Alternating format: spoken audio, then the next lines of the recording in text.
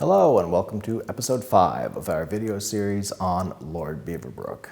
Last time we talked about his friendship with Louise Manny and his philanthropy involving the University of New Brunswick and the town of Newcastle. Today we are going to talk about historic Beaverbrook House and its history as the Old Manse Library.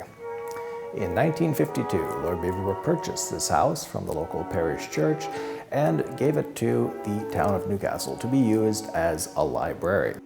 Now, what is a library without books? Well, quite frankly, nothing. So Lord Beaverbrook bought 10,000 books and had them sent over all the way from England, reflecting on his joy of reading as a young child. There were many underprivileged children in the area who did not have access to books at that time. So the library was very much well appreciated.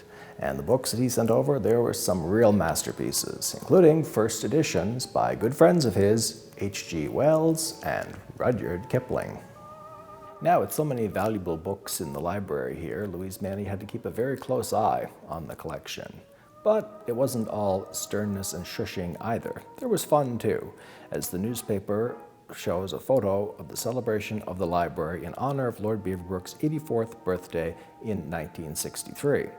By the time she retired in 1967, Louise Manny had expanded the library collection to 23,000 books. There was some doubt about whether the area needed a library or not. At the time of its opening, the Old Manse Library was very popular. In the summer of 1970 alone, the library checked out an average of 72 books each day, and visitors from England, Scotland, Wales, California, New York, Massachusetts, Pennsylvania, Jamaica, Vancouver, Calgary, Winnipeg, and Montreal. That's not counting the 252 new local library card holders, most of them children, who signed up that summer. There are plenty of people today who are still alive that have fond memories of coming here to the Old Manse Library and remember Louise Manny herself. One elderly gentleman told me that the local library was a great place to meet girls. A Wendy Vino reached out to us with a story that she would like to share regarding her memories of the Old Manse Library. She says, I had worked at the Old Manse Library as a student one summer between university sessions. It would have been 1986, I think. During that summer, I had found a couple of books that were out on the shelves that were signed to Lord Beaverbrook from the book's authors. I discussed with the librarian at the time that we decided to put those books upstairs in Lord Beaverbrook's old bedroom out of circulation. I am not sure whatever happened to them after that. There also was a bunch of spider plants hanging in the house that I had gotten a few baby plants off of to replant. I had those plants for many years. I loved working there that summer. There is so much history in that beautiful old building. My family also had a tie to Lord Beaverbrook, as my great-grandfather in England had worked with him. My grandmother, his daughter, was a war bride from England, so she had moved to Newcastle at the end of the war. My mom remembers Lord Beaverbrook coming to visit them once when he was home in Newcastle. They lived on the old King George Highway, just up from Louise Manny's house down by the water. Louise was a friend of Lord Beaverbrook.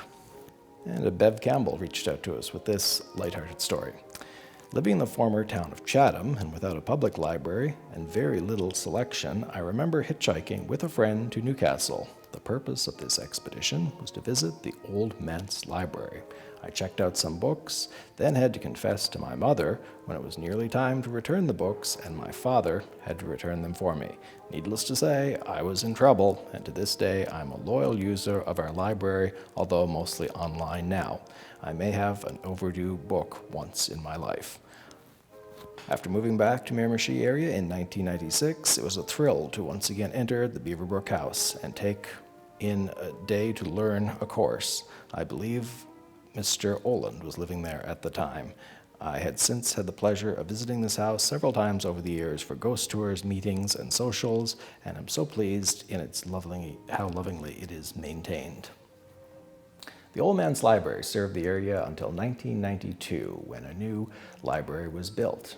Now, ever since, and today, this is known as Historic Beaverbrook House, a museum devoted to the life and early accomplishments of Lord Beaverbrook. One of the most impressive pieces in the parlor here at historic Beaverbrook House is the portrait painted of Lord Beaverbrook, done back in 1921. Already a British lord at that point and a multi-millionaire.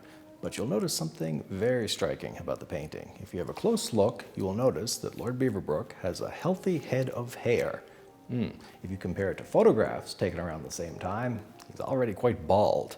So what we believe happened here is that Lord Beaverbrook might have persuaded the artist to paint some hair on top of his head. So ladies and gentlemen, you might be looking at some very early Photoshop in that painting if you come here and see it. The parlor houses many beautiful pieces, whether it's this lovely piano, which belonged to Andrew McCabe, who was the town train conductor. When Lord Beaverbrook and his brother were children, he would give them short rides from here down to Ritchie's Wharf and back. There's also a purple slate fireplace.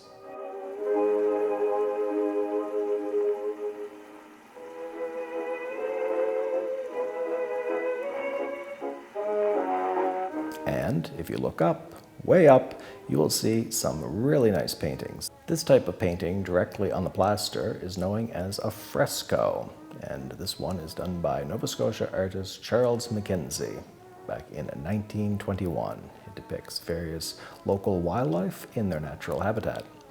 Mackenzie's work was quite sought after in his lifetime, and you can see it in various opera halls and churches, particularly in the Nova Scotia area. I did some research to see if I could try to find out whatever happened to this talented artist, and from what I can gather, he actually passed away in a car accident back in 1935. The obituary reads, "As a mural painter, he had few equals in the province, and his beautifully painted scenes will stand for years to come as a silent tribute to his art." Over the years, the house here has accumulated many items donated from local residents, whether it's antique pieces of furniture, teacups galore,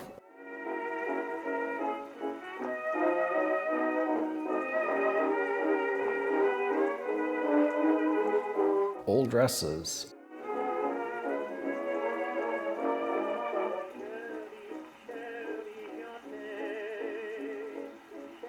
or dolls. Many, many dolls. One of the more interesting rooms in the house is the childhood bedroom of Lord Beaverbrook. If you have a look, you'll see that it's quite small, and the low ceiling and jagged angles make it very uncomfortable, claustrophobic, you might say. So you can easily see why Lord Beaverbrook wanted to escape these confines as much as possible, considering it was very hot in the summer and also very cold in the wintertime. Lord Beaverbrook wrote about this extensively in his books, but also added that there was others in the area who had it much worse in those days. Now also consider there was no indoor plumbing either, and he probably had to share this room with at least one of his other siblings.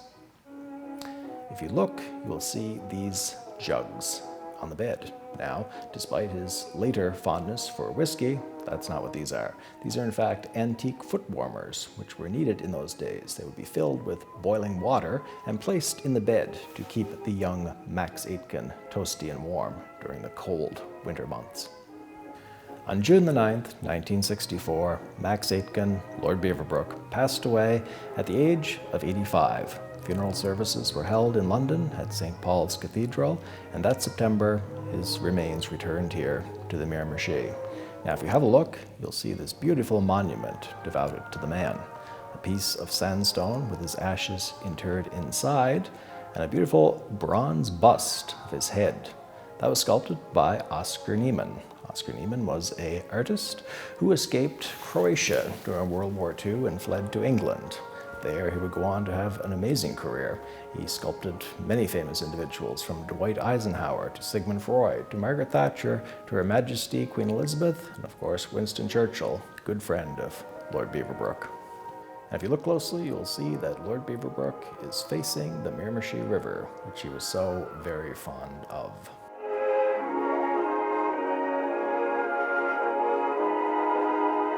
All right, now here I am at the final resting place of Lord Beaverbrook, and in closing, I would like to share this personal story regarding Lord Beaverbrook, and I think it really showcases the high character of the man.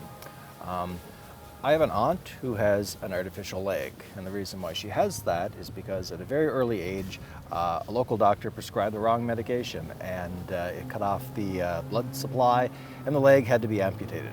Very sad story for our family.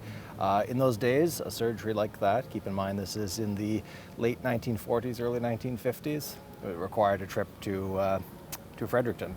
So while over in Fredericton, my grandmother and her were staying at the Lord Beaverbrook Hotel, and on their way to the hospital to have the procedure done, they were on the elevator, and Lord Beaverbrook stepped on. And he said, "Hello," introduced himself, and said, "I hope you're enjoying my hotel."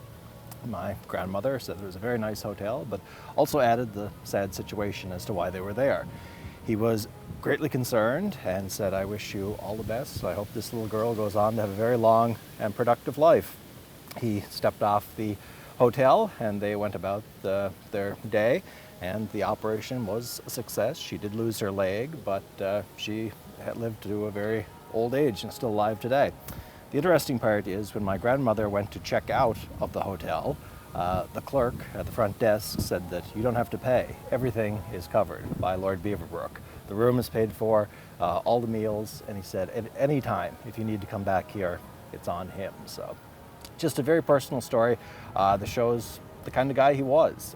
Did something like that, an act of charity, which nobody would have known about. He didn't know them from a hole in the ground. He didn't have to do that. He did that because he wanted to, from a special place in his heart. So thank you very much for listening to all of this documentary series, and I'm very happy I could share that story with you. I played Lord Beaverbrook many, many times, and I look forward to doing it for years to come. Thank you so much.